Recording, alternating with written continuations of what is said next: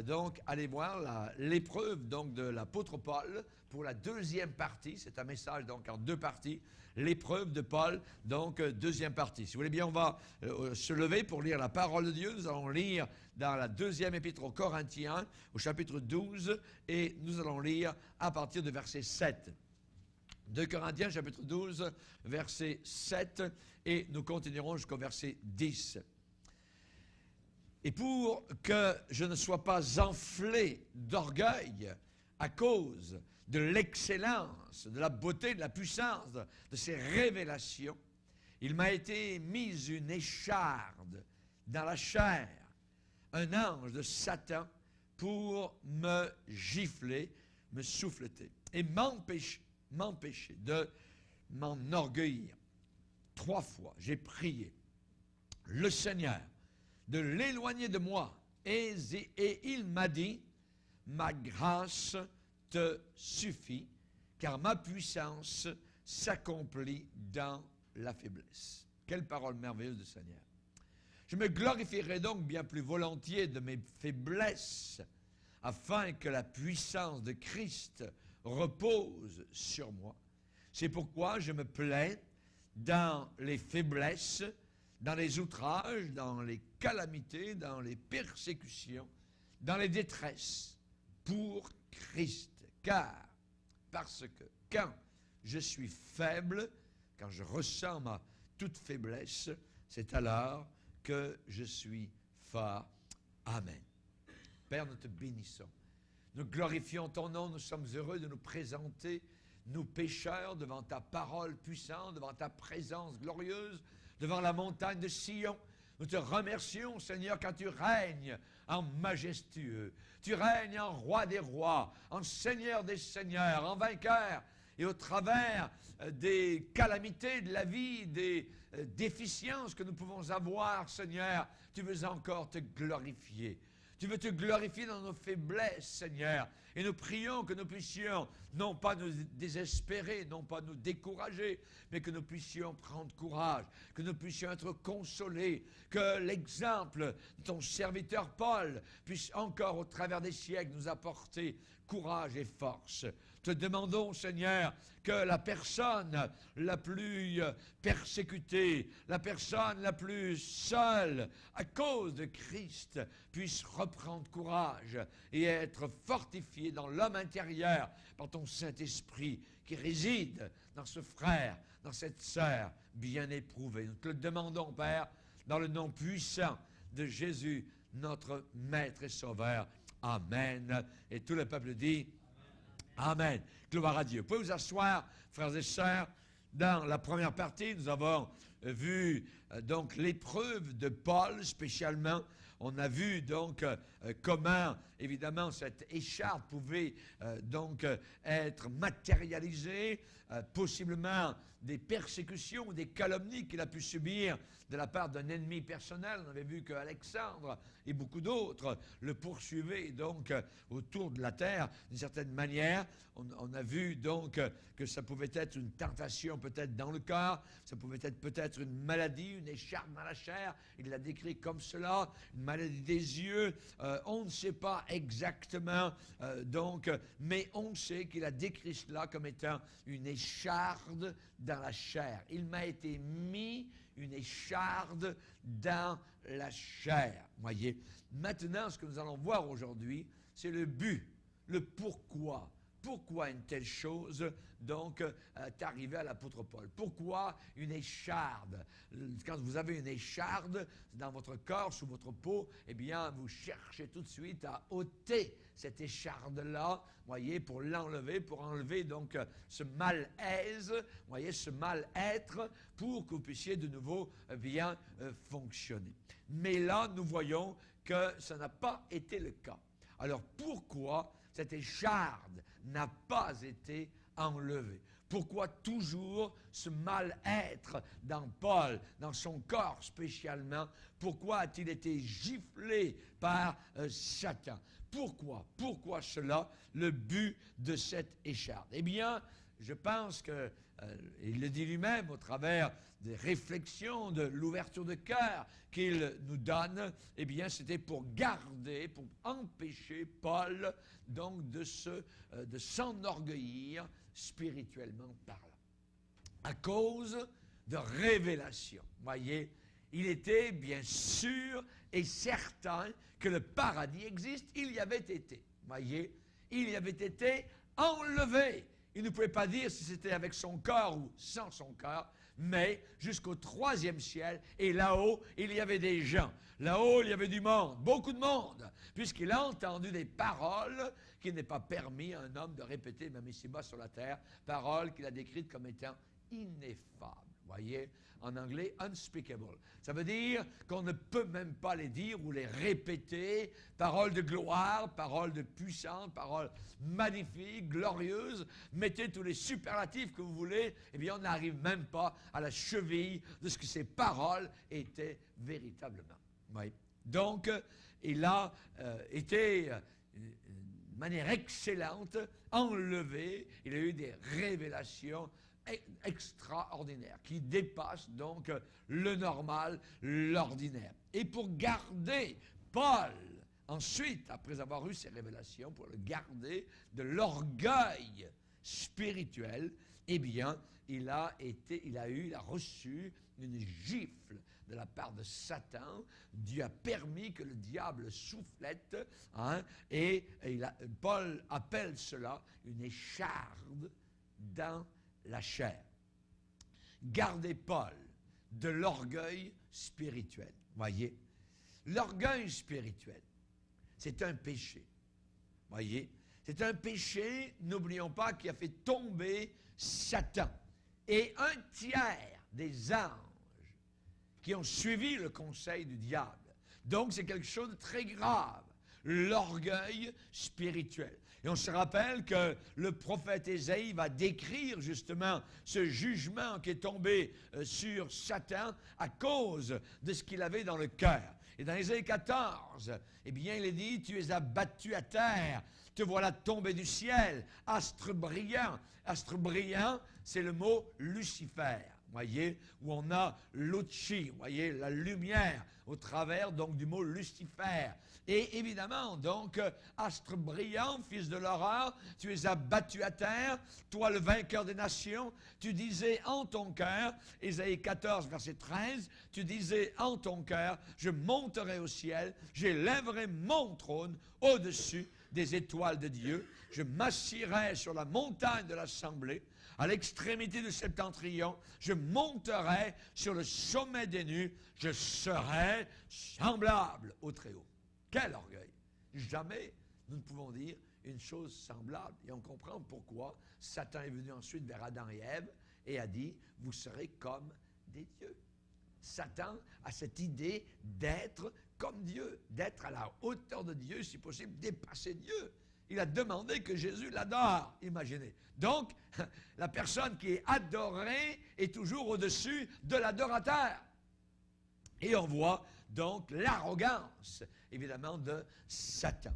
Et il est tombé, donc, par orgueil spirituel. Par orgueil spirituel. Et c'est le péché qui a fait tomber des millions d'anges, donc, qui sont devenus ce qu'ils n'étaient pas, des démons. Ils sont devenus des démons, ils ont quitté, Jude va nous dire, leur demeure, voyez, et ils n'ont pas gardé leur dignité, ils sont devenus des anges du diable, voyez. Donc c'est un péché, l'orgueil spirituel est terrible, et l'orgueil spirituel a été à la source de tous les autres péchés. Quand Adam et Ève sont tombés, Genèse chapitre 3, voyez, est une charnière terrible dans l'histoire, toute l'histoire de l'humanité, parce que c'est le chapitre de la chute, voyez. Et Adam et Ève sont tombés, eux aussi, par orgueil spirituel. La semence d'orgueil leur a été donnée, leur a été susurrée à leur cœur, à leur oreille, par Satan, qui a dit, vous serez comme des dieux, voyez.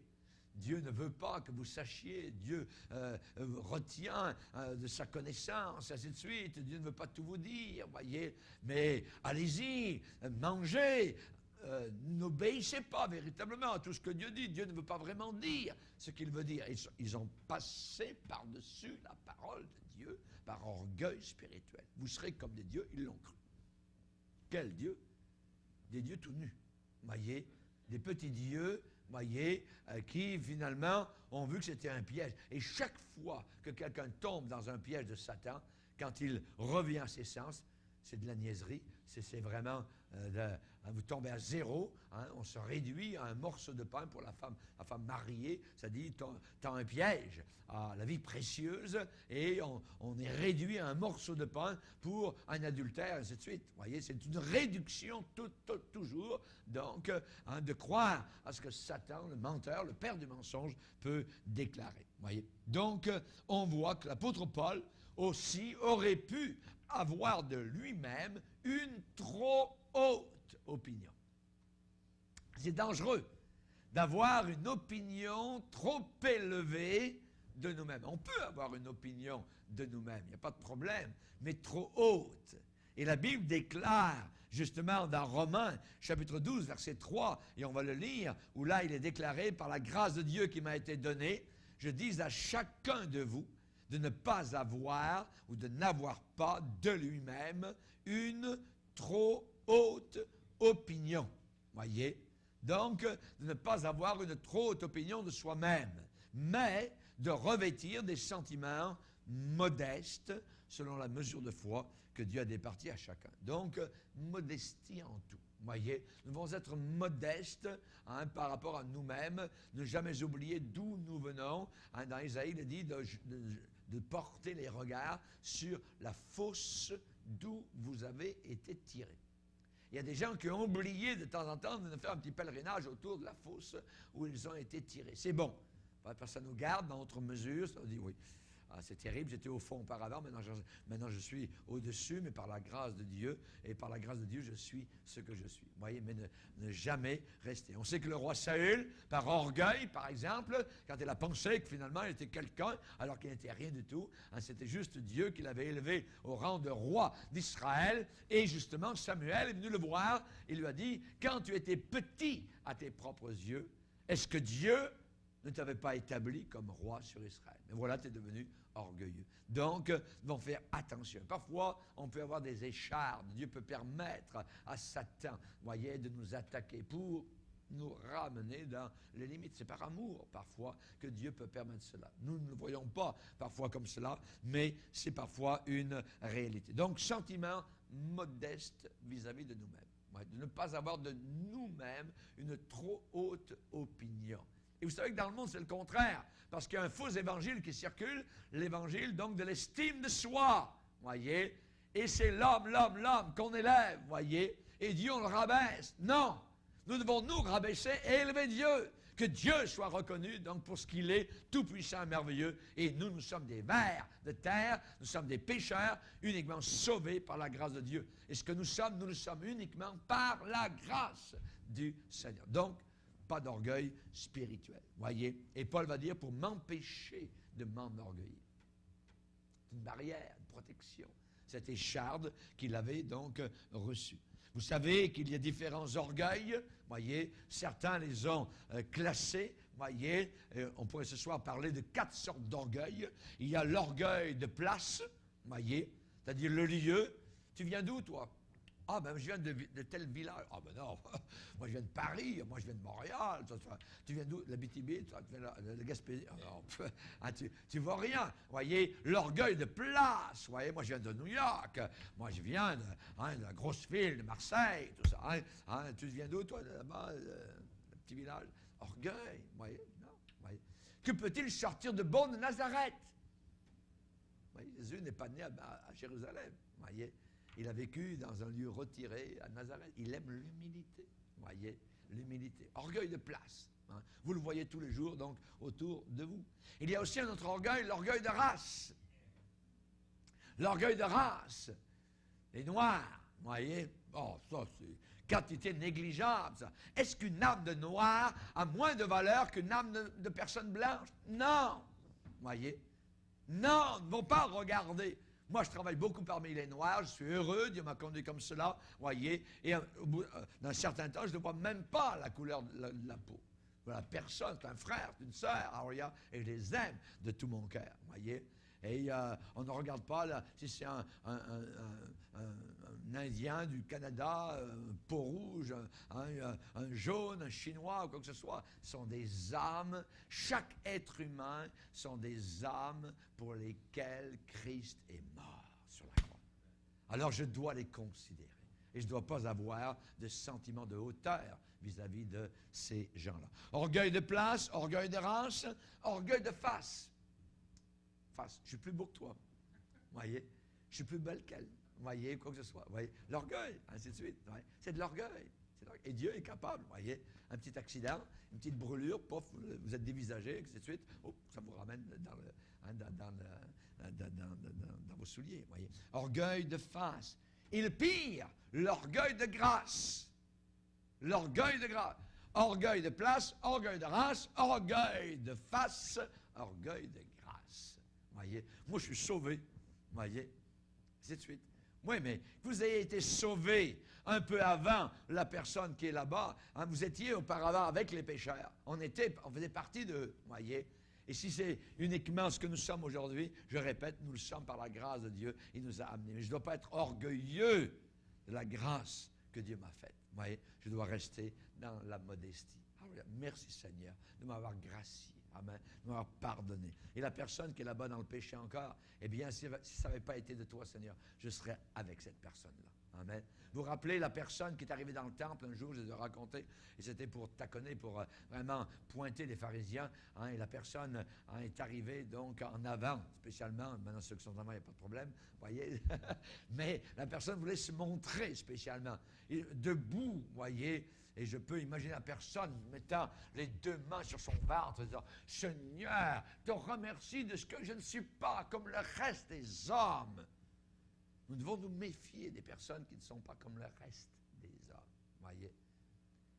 Il est dit que cette personne priait et sa prière n'est pas montée très, très haut.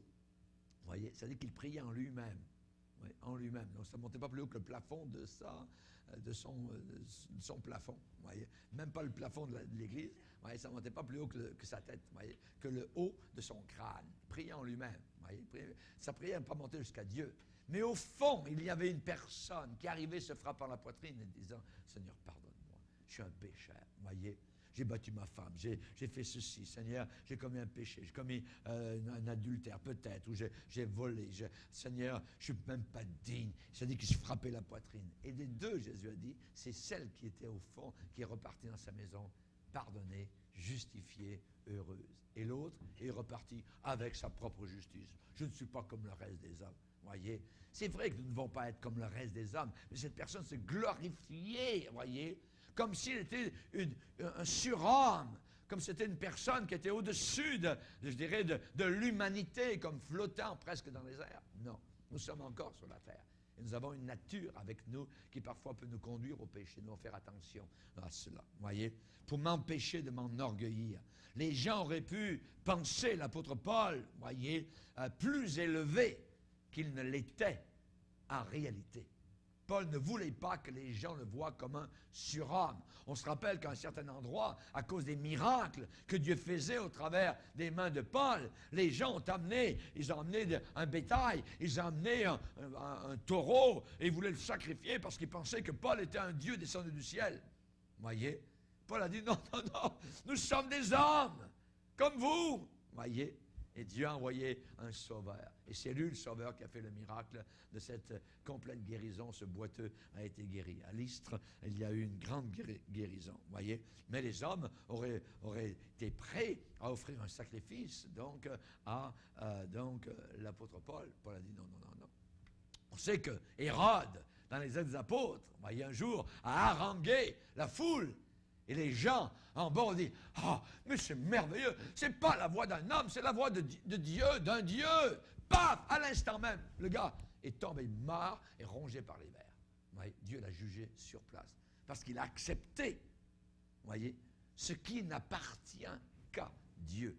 Dieu a dit « Je ne donnerai jamais ma gloire à un homme. » Et le moment où un homme, ou un pasteur, ou un éducateur, ou un prédicateur, ou un évangéliste, ou de renommée mondiale, veut prendre un tant soit peu de la gloire qui revient à Dieu, la personne est déjà sur la descente. La personne est finie, parce que Dieu, tôt ou tard, va le stopper, va l'arrêter. Paul aurait pu oublier que lorsque, dans les moments où il prêchait le salut, eh bien qu'il était lui-même pécheur. Lui-même était de race humaine, voyez, et non pas de race divine. Et Paul aurait pu oublier, imaginez, c'est enlevé dans le ciel. Hein? Dieu fait des miracles extraordinaires par vos mains, et combien de personnes sont tombées, voyez. Ils n'ont pas été capables de gérer les dons de Dieu qui n'appartiennent qu'à Dieu. Mais à un moment donné, ils peuvent penser que ça leur appartient. Et ils sortent ça comme ils veulent, ainsi de suite. Voyez. Et combien sont tombés à cause de l'orgueil. Cette écharpe de la chair gardait, voyez, le fait dans le cœur de Paul qu'il était humain. Qu'il était humain, voyez. Cette écharpe dans la chair gardait toujours devant Paul son propre besoin. Celui qui va élever, qui va exalter Jésus-Christ comme sauveur, c'est toujours celui qui se voit comme le pire des pécheurs, le premier des pécheurs. Voyez. Il a un sentiment de nature pécheresse. Ça ne veut pas dire qu'il pêche ou qu'il est tout le temps en train de pécher ou de convoiter ou quoi que ce soit. Non, mais il a un sentiment en lui-même que vraiment il est un pécheur. Pourquoi cela? Eh bien parce qu'il s'approche de la lumière. Plus il s'approche de Dieu, plus on a hâte de quitter ce corps pour être finalement en présence de Dieu, parce qu'on se voit tellement avec des imperfections ici et là, de haut en bas, de droite à gauche et ainsi de suite. Voyez? Par exemple, l'apôtre Paul, au début de son ministère, a dit, eh bien, moi je suis le dernier des apôtres. Ah ben c'est bien, bravo Paul. Tu ne te places pas le premier des apôtres, tu te places le dernier des apôtres. Très bien. Plus tard, il a grandi dans le Seigneur et il a dit, je suis le dernier des chrétiens. Oh, le dernier des chrétiens. Donc il avait continué à grandir. Plus vous grandissez dans le Seigneur, plus vous descendez à vos propres yeux. Jean a dit, il faut qu'il grandisse et que je diminue. Voyez? Quand vous diminuez à vos propres yeux, c'est très bien. Il n'y a pas de problème. Voyez? Il ne faut pas aller dans le sens de l'estime de soi dans le monde. Nous allons dans le sens de la Bible, la parole du Seigneur. Le Seigneur a dit, tout ce qui est élevé parmi les hommes est une abomination aux yeux de Dieu. Dieu aime ce qui est petit. Dieu aime l'humilité. Voyez? Il se plaît, il se complaît dans cela. Et à la fin de sa vie, Paul avait tellement grandi dans le Seigneur, vous savez ce qu'il a dit? Il n'a pas dit, je suis le dernier des apôtres, ou je suis le pire des chrétiens. Voyez? Il a dit, je suis le pire des pécheurs. Le premier des pécheurs. On va le lire, si vous voulez bien, dans 1 Timothée, premier chapitre. 1 Timothée, premier chapitre. Verset 12, je rends grâce à celui qui m'a fortifié, m'a rendu capable, à Jésus-Christ, notre Seigneur, de ce qu'il m'a jugé fidèle, en m'établissant dans le ministère. Moi qui étais auparavant un blasphémateur, un persécuteur, un homme violent, injurieux, mais j'ai obtenu miséricorde parce que j'agissais par ignorance.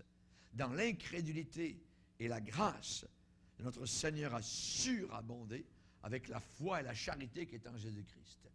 C'est une parole certaine, entièrement digne d'être reçue, que Jésus-Christ est venu dans le monde pour sauver les pécheurs, dont je suis le premier, dont je suis le pire. Voyez?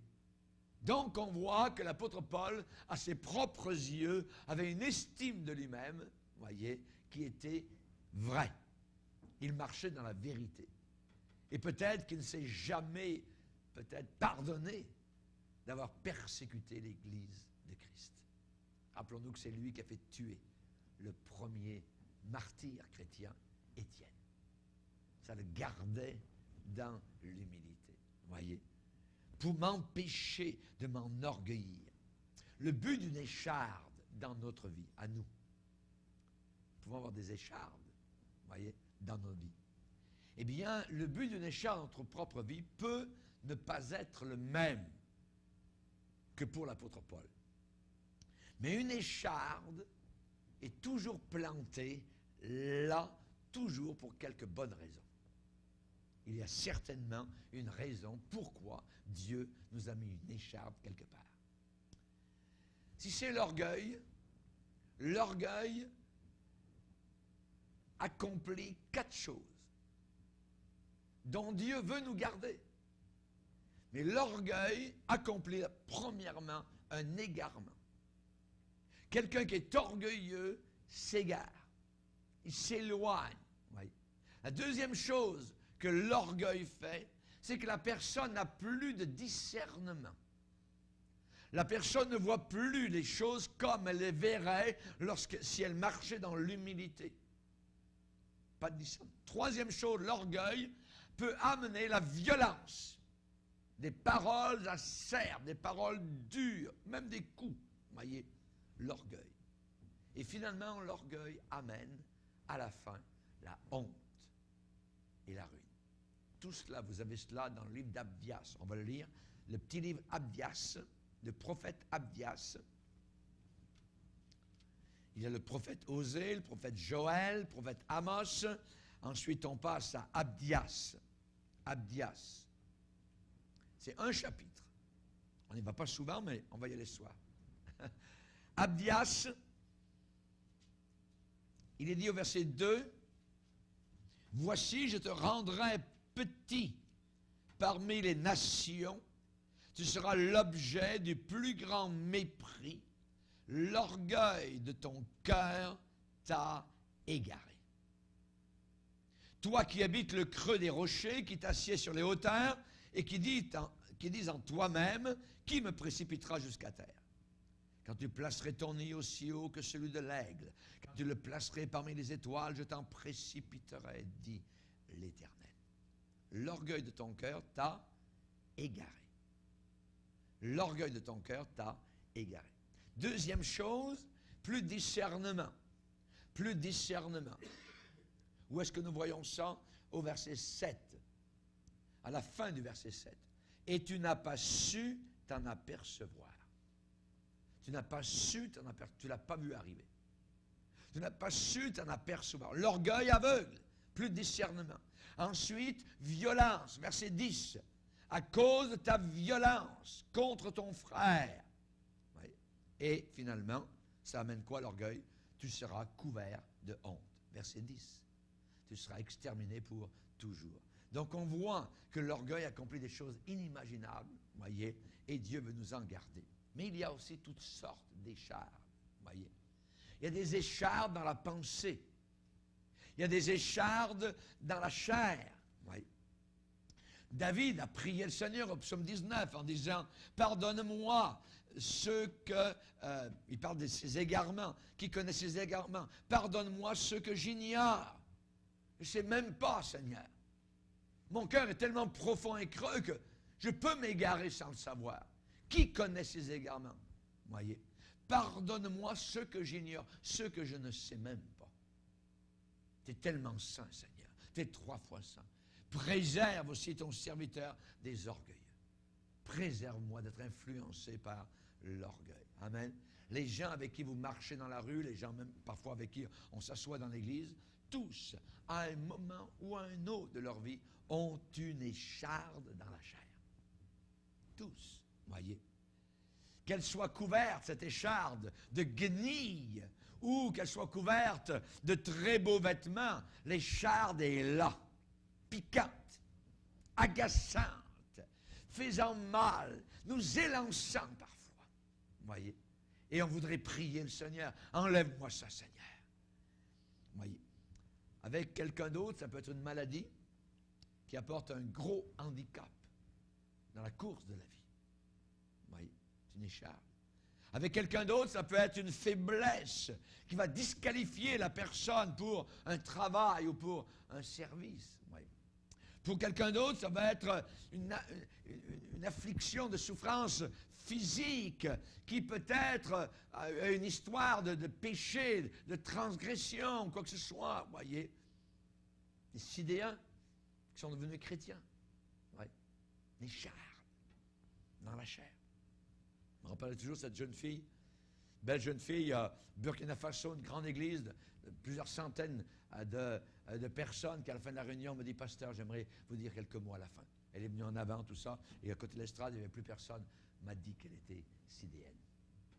Elle suivait le Seigneur. Elle dit, priez pour moi, que Dieu me guérisse. Oui, j'ai prié pour elle. J'ai prié pour elle. Une écharpe dans la chair, à cause d'une histoire de transgression, d'une histoire d'iniquité. Peut-être ça peut être une frustration par rapport à une certaine ambition que nous avions dans la vie, mais ça n'arrive pas. Peut-être une certaine déception par rapport à un espoir, une espérance que nous avions, mais non. Peut-être cette piqûre, cet élancement se passe dans la conscience ou dans le remords. Si j'avais su, si j'avais connu avant le Seigneur. Combien de personnes auraient aimé avoir connu le Seigneur dans leur jeunesse? Mais ils ont fait des gaffes, toutes sortes de péchés, d'erreurs. Il y a des conséquences dans leur vie irréparables.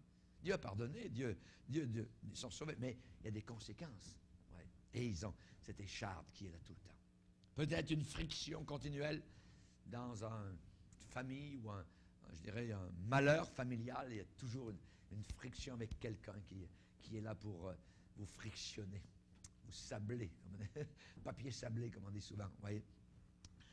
Peut-être c'est une calomnie contre vous, virulente, méchante, d'un ennemi qui vous hait véritablement. Voyez. Je pense que si tout le monde devait et pouvait, voyez, arracher son écharde et la montrer au monde, quel est étrange, je dirais, étalage nous aurions sous les yeux. Si j'invitais chacun, même juste un dimanche matin, dans l'église, à venir en avant et déposer son écharde particulière sur le sol devant le pupitre, voyez, quelle sorte de paquet d'étranges échardes nous aurions. Échardes de la chair, échardes de pensée, échardes de cœur, voyez. Mais je dirais qu'aussi différentes que soient les échardes, cependant, chaque écharde sert pour un but. N'oublions jamais ce verset incompréhensible pour beaucoup de personnes, mais qui est dans la Bible, c'est la vérité. Toute chose concourt au bien de ceux qui aiment Dieu, de ceux qui sont appelés selon son dessein.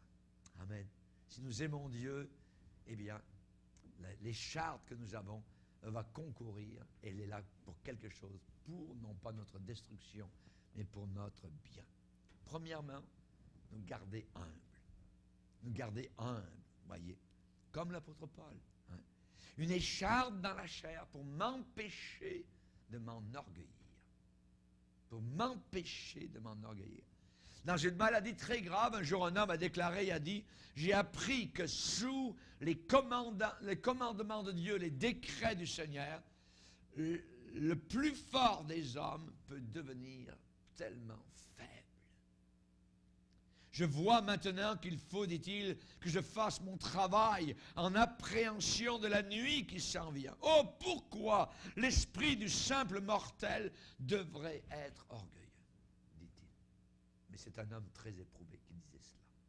Ouais. Job, eh bien, a été attaqué par Satan qui parcourait la terre.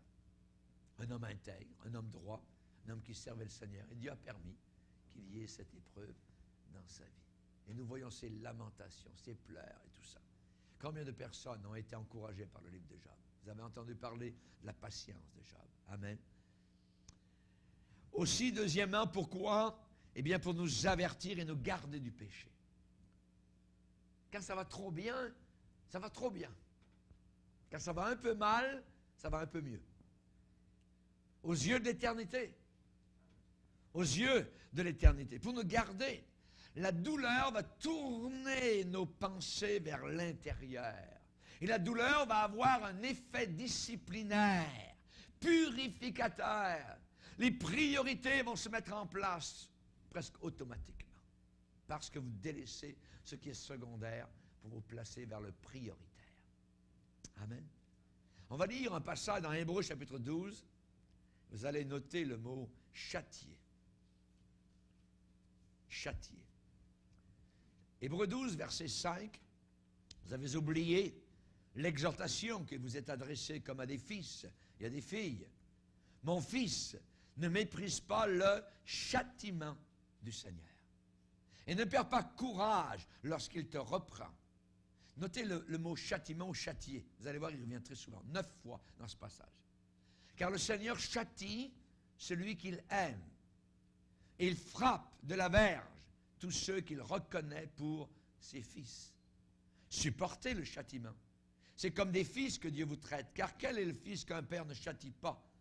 Mais si vous êtes exempt de châtiment, auquel tous ont part, vous êtes donc des enfants illégitimes et non pas des fils.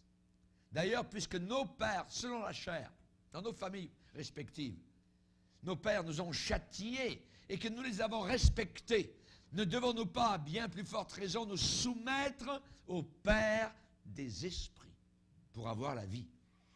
Nos pères nous châtiaient pour peu de jours, comme ils le trouvaient bon, mais Dieu nous châtie pour notre bien, afin que nous participions à sa sainteté. Ce que je disais tout à l'heure, voyez, les choses prioritaires viennent en premier tout d'un coup. Nous participions à sa sainteté. Il est vrai que tout châtiment semble d'abord, à prime abord, un sujet de tristesse et non pas de joie, mais il produit plus tard, pour ceux qui ont été ainsi exercés, un fruit paisible de justice. Amen. On devrait relire plus souvent cela. Nous sommes habitués à un évangile parfois d'eau de rose, voyez, où tout devrait tout aller bien, ainsi de suite. Mais Dieu peut nous châtier parfois, ou permettre que certaines choses arrivent, ou que Satan nous attaque, ou une écharde parfois dans la chair. L'effet disciplinaire n'est pas mauvais pour nous. L'effet, je dirais, purificateur. Si vous avez une écharde aujourd'hui dans votre vie, voyez, eh bien, cette écharde peut-être est plus intense dans sa douleur, peut-être qu'une précédente que vous aviez auparavant. Pourquoi elle est plus intense? Peut-être et probablement parce qu'on n'a pas peut-être pris garde au premier avertissement que Dieu nous avait donné la première fois, par la première écharde, voyez. Et que le châtiment était moins sévère, et que ce coup-ci, il est plus sévère, parce que Dieu veut vraiment nous rendre attentifs, voyez, à ce qui est en train de se passer. Par exemple, dans Proverbes, chapitre 5, il est déclaré, voyez, vis-à-vis de la femme adultère ou l'étrangère, ou donc le péché commun, grossier, d'adultère ou de séduction, ainsi de suite. Eh bien, au verset 7, Proverbes 5, verset 7, il est dit, « Maintenant, mes fils, écoutez-moi, et ne vous écartez pas des paroles de ma bouche. Éloigne-toi du chemin qui conduit chez elle, la mauvaise femme. Ne t'approche pas de la porte de sa maison, de peur que tu ne livres ta vigueur à d'autres, et tes années, ça dure longtemps, la conséquence du péché, tes années à un homme cruel, de peur que des étrangers ne se rassasient de ton bien et du produit de ton travail dans la maison d'autrui. » Hein? Ça veut dire tu vas payer pour quelqu'un d'autre qui va jouir de ton bien. De peur que tu ne gémisses près de ta faim, près de mourir, quand ta chair et ton corps se consumeront, et que tu ne dises, comment donc ai-je pu haïr la correction? Et comment mon cœur a-t-il dédaigné la réprimande? Comment ai-je pu ne pas écouter la voix de mes maîtres, ne pas prêter l'oreille à ceux qui m'instruisaient? Peu s'en est fallu que je n'ai éprouvé tous les malheurs au milieu du peuple et de l'assemblée. Il est très facile aussi, attention, de relier une écharde dans la vie des autres par rapport à leur faute. Vous voyez? Il dit, c'est à cause de ceci, à cause de cela. C'est un jugement de Dieu, ainsi de suite. À cause de ton défaut, à cause de ton imperfection. Attention à ne pas faire cela, voyez. De dire que cela était un jugement, voyez, pour descendre la personne. Non. On se rappelle que les Juifs étaient très forts là-dessus. Hein, Jésus, l'homme là-bas, pardon, il est né aveugle. C'est qui a péché? Lui ou ses parents? Il reliait tout malheur au péché. Ils vont faire attention à ne pas prendre cette extrémité aussi qui est mauvaise, à ne pas juger les personnes tout le temps parce qu'ils ont des échardes dans la chair. Voyez. Je dirais aussi un troisième point, c'est que l'écharde dans la chair peut nous rendre plus utiles et Dieu peut la permettre. On se rappelle l'histoire de l'émondage. Jésus a parlé dans Jean 15 qu'il émonde les ceps pour qu'ils portent plus de raisins, plus de fruits. Mais il faut couper à certains endroits. La coupure est toujours difficile. Il peut y avoir de la sève qui coule, le sang de l'arbre peut couler au travers de la branche qui vient d'être coupée, voyez. Mais parfois, Dieu peut nous couper. Pourquoi? Pour que nous portions plus de fruits. Laissez pousser toutes les branches à un pommier, vous aurez des pommes, mais moins de pommes que si le pommier est élagué spécialement à la saison voulue. Et Dieu peut nous élaguer pour que nous portions plus de fruits, nous rendre plus utiles. Pourquoi Paul prie avec tant d'ardeur pour que cette écharde lui soit enlevée de sa chair? Pas seulement pour qu'il puisse être délivré de la douleur, de la détresse, de l'humiliation de cette écharde, voyez. Paul, lui, il voulait avoir une plus grande liberté, il voulait avoir du succès, il voulait réussir dans l'œuvre de Dieu parce qu'il pensait que cette écharde était un empêchement. Il pensait qu'il aurait été plus productif s'il n'avait pas eu cette écharde-là dans son corps. Mais Christ, Jésus, lui a déclaré qu'il ne lui arracherait pas cette écharde. Il n'allait pas lui la enlever, voyez, mais il allait lui donner la grâce de la supporter. La grâce de la supporter, voyez. Et qu'avec cette écharde, il deviendrait plus fort à partir de sa faiblesse. À partir de sa faiblesse. Il allait devenir un plus grand serviteur de Jésus-Christ et le Seigneur lui a dit, ma grâce te suffit. Un point, c'est tout. Un point, c'est tout. Oui. Et quand Paul a compris cela, il a dit qu'il pouvait même se réjouir de son écharde. Donc il a changé son avis vis-à-vis de cette écharde-là. Oui. Qu'il pouvait se réjouir de cette écharde. Il a dit, je me glorifierai donc bien plus de mes faiblesses. C'est pourquoi je me plais dans les faiblesses, dans les outrages, dans les persécutions, et ainsi de suite. Oui. Pourquoi? Parce que quand je suis faible, c'est à ce moment-là que je suis fort. Pourquoi? Parce que la force de Christ repose non pas sur ma chair, mais sur moi-même. Alléluia. Sur mon esprit. Alléluia. Sur ma faiblesse, sur ma petitesse. Je me sens faible, je me sens petit. Il ne parle pas qu'il pêche tous les jours, quoi que ce soit. Il parle qu'il se sent faible. Il ressent sa faiblesse, sa limitation. Et c'est à ce moment-là que la puissance de Christ se révèle, je dirais, à 100 000 à l'heure. Évidemment, supposez que la prière de Paul ait été répondue. Seigneur, s'il te plaît, enlève-moi mon écharde. Et que le Seigneur la lui enlève. Imaginez que le Seigneur ait répondu à sa prière, que l'écharde lui ait été ôtée, enlevée. Eh bien, un sermon comme ce soir n'aurait jamais été prêché. Jamais, voyez. Et des milliers de chrétiens n'auraient jamais été inspirés, réconfortés, consolés par l'histoire de l'apôtre Paul avec son écharde. Jésus aussi a prié 3 fois dans le jardin de Gethsémani pour que quelque chose lui soit enlevé. Cette coupe amère qu'il devait boire. Mais c'était impossible. Impossible, parce qu'il devait accomplir notre salut. Et pour Paul aussi, un peu comme Jésus, différemment, à un autre niveau, eh bien, sa prière n'a pas été répondue. On se rappelle Moïse, sur le mont Nebo, il voulait entrer dans le pays de la promesse. Dieu a dit non, tu n'entreras pas. On se rappelle David qui a prié pour la vie du bébé qui était né, voyez, mais qui était en train de mourir. Et finalement, le bébé est mort. Et après, il a reconnu la main de Dieu. Il a pu dire, puis-je le faire revenir, j'irai vers lui, mais il ne viendra pas vers moi. Alléluia. Et ça a encouragé des milliers de papas et de mamans au travers de bébés qui soit sont morts-nés ou sont morts quelque temps après la naissance. David a dit, puis-je le faire revenir, j'irai vers lui, mais il ne viendra pas, il ne reviendra pas vers moi. Amen. Chers amis, en terminant, j'aimerais vous dire l'histoire d'Augustin qui avait planifié de quitter la maison familiale où il habitait en Afrique du Nord pour aller en Italie. En Italie. Sa mère, Monica, qui était chrétienne, savait que son fils n'était pas chrétien, ne voulait pas devenir chrétien. Monica priait sa maman, et elle avait prié pour son fils qu'il ne puisse pas prendre le bateau pour aller vers l'Italie, pour aller mener joyeuse et brillante vie. Et Monica priait, Seigneur, empêche-le de prendre le bateau. Elle craignait qu'Augustin, en allant à Rome, ne ruine littéralement donc son âme. Mais voilà que Augustin, par un stratagème, voyez, est arrivé à s'éclipser.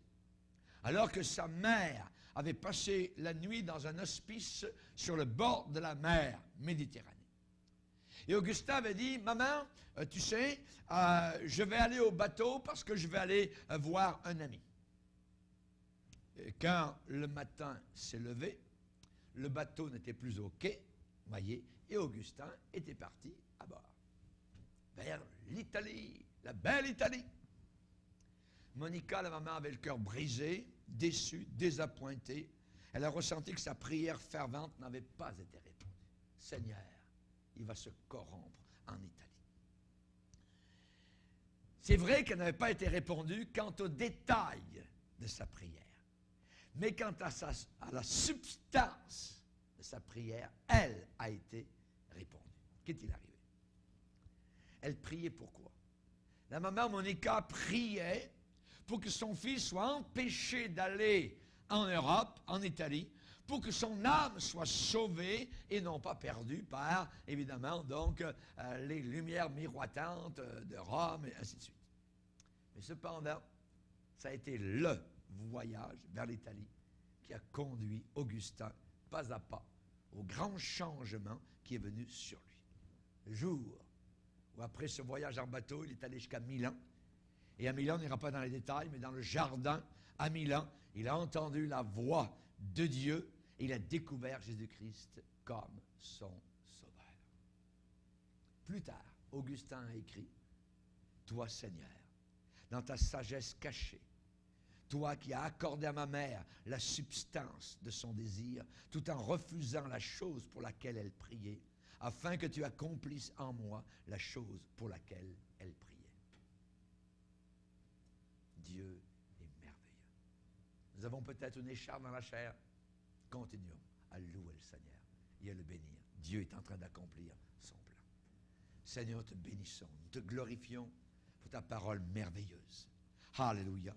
Seigneur, il est possible de récolter des raisins sur des échardes, sur des épines, c'est vrai. C'est vrai parfois, Seigneur, quand cette sorte d'écharde, alléluia, est comprise, prise, comme l'apôtre Paul l'a pris, alors l'écharde peut fleurir et porter du fruit. Seigneur, tu peux utiliser bien plus quelqu'un qui a une écharde que sans écharde.